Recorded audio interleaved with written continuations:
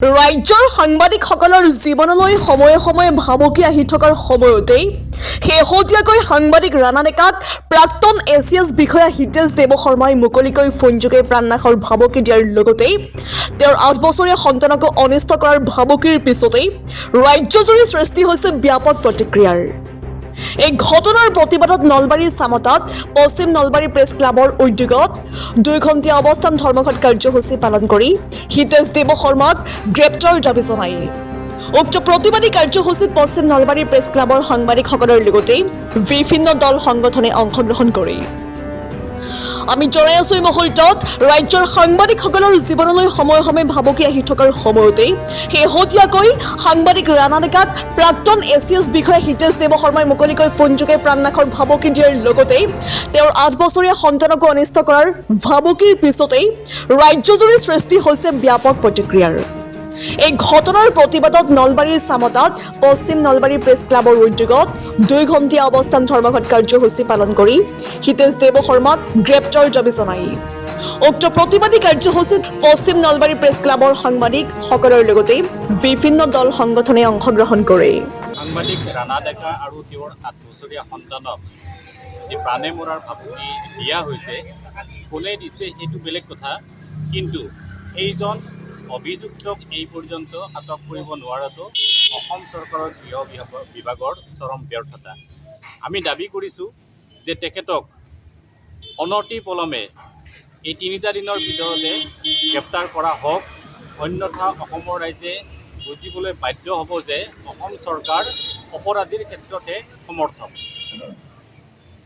কথা হ'ল প্ৰাণৰ শিল্পী জুবিন গাৰ্গৰ যি ৰহস্যজনক মৃত্যু, সেই ইছ্যুটো ডাইভাৰ্ট হ'ব লাগে আৰু আন নতুন নতুন ইছ্যু বনাব লাগে। এয়া হৈছে এতিয়া চৰকাৰৰ এটা কৌশল। দ্বিতীয় কথাটো হ'ল এগৰাকী প্ৰাক্তন প্ৰশাসনিক বিষয়া আৰু তেখেতে ফোনযোগে এগৰাকী সাংবাদিকক ধমক দিছে, প্ৰাণে মৰাৰ ভাবুকি দিছে।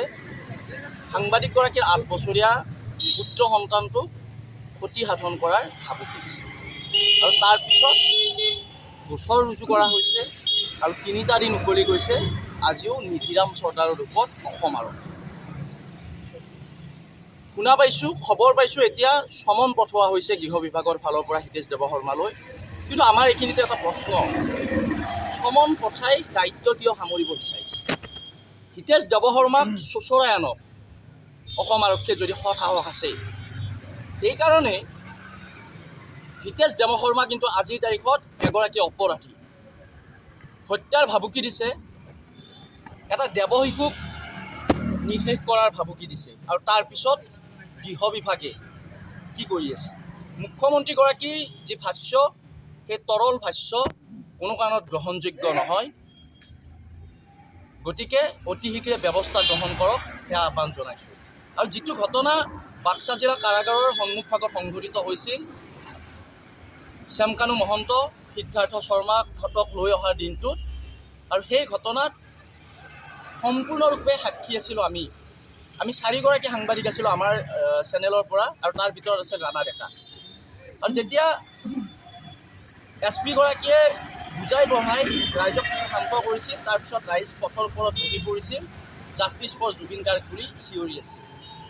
আৰু তেনে সময়তে 1-1.5 মিনিটৰ বাবে কাৰাগাৰৰ গেটৰ ভিতৰলৈ সোমাই গৈছিল গীতাৰ্থ দেৱ শৰ্মা। সেই সময়ত তেখেত বাক্সা জিলাৰ এডিশ্যনেল SP ক্ৰাইম ব্ৰাঞ্চৰ এডিশ্যনেল SP হিচাপে দায়িত্বত আছে। আৰু গৈ ঠিক 1-1.5 মিনিটমানৰ ভিতৰতে ভিতৰৰ পৰা এগৰাকী কনিষ্টবলৰ হাতৰ পৰা লাঠিডাল কাঢ়ি লৈছিল। আৰু মোৰ ভালদৰে মনত আছে, কাণত মোৰ ভাহি উঠে এতিয়াও সেই শব্দটো, এটা অশ্লীল শব্দ কৰিছিল। আৰু গৈ ওলাই আহিছিল, আহি নিৰ্বিচাৰে বহি থকা প্ৰতিবাদকাৰীৰ ওপৰত লাঠিচাৰ্জ কৰিছিল।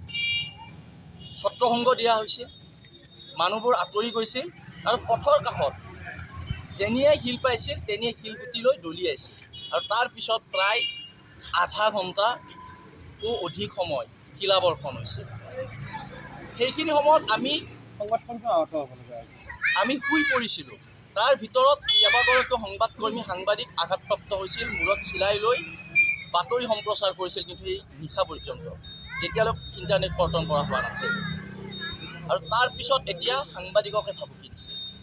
ধিক্কাৰ জনাইছোঁ, গৰিহণা দিছোঁ আৰু অসম চৰকাৰ গৃহ বিভাগক এটাই আহ্বান জনাইছোঁ, অতি শীঘ্ৰে হিতেশ দেৱশৰ্মাক চোঁচৰাই টানি আনক, গ্ৰেপ্তাৰ কৰক আৰু কঠোৰৰ পৰা কঠোৰতম শাস্তি। দেৱশৰ্মাই সাংবাদিক ৰাণা ডেকাক ভাবুকি দিয়া হ'ল। ইয়াৰ পিছতো আজি 3 দিন উকলি গ'ল যে ৰাণা ডেকাই এজাহাৰ দাখিল কৰাৰ পিছতো আজিলৈকে হিতেশ দেৱশৰ্মাক গৃহ বিভাগে গ্ৰেপ্তাৰ কৰিব নোৱাৰা কথাটো দুৰ্ভাগ্যজনক। আমি আজি এই প্ৰতিবাদস্থলীৰ পৰা এটাই গৃহ বিভাগক লগতে গৃহ বিভাগৰ দায়িত্বত থকা মাননীয় অসমৰ মুখ্যমন্ত্ৰী ডাঙৰীয়াক ক'ব বিচাৰোঁ, যদি আগন্তুক 3 দিনৰ ভিতৰত হিতেশ দেৱশৰ্মাক যদি গ্ৰেপ্তাৰ নকৰে, পশ্চিম নলবাৰী প্ৰেছ ক্লাবে ৰাইজৰ সহযোগত জংকী আন্দোলন কৰিবলৈ আমি বাধ্য হ'ম।